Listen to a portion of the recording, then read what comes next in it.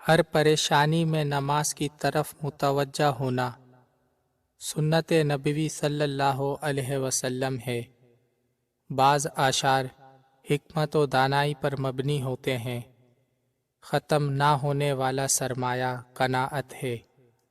سب سے بڑا بیوقوف جو دوسروں کی دنیا بنانے کے لیے اپنی آخرت تباہ کر دے۔ زندگی کا سب سے اچھا ہم سفر سب سے اچھا عمل ہے۔ بہترین یادداشت کے انسان اپنی نیکی اور دوسروں کی کوتاہی بھول جائے۔ ناداں کے لیے خاموشی سے بہتر کوئی ہنر نہیں، اور جو یہ نکتہ سمجھ گیا وہ ناداں نہیں۔ موتی کیچڑ میں بھی گر جائے تب بھی موتی ہے، گرد آسماں پر بھی چڑھ جائے بے قیمت ہے۔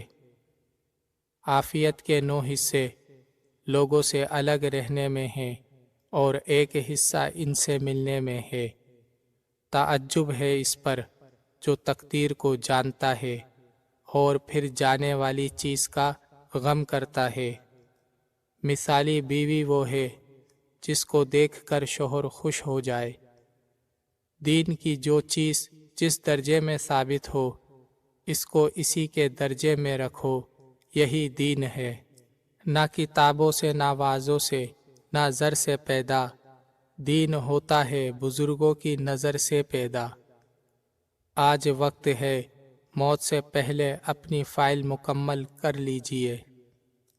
باتوں سے بھی بدلی ہے کسی قوم کی تقدیر، باتوں سے بھی بدلی ہے کسی قوم کی تقدیر۔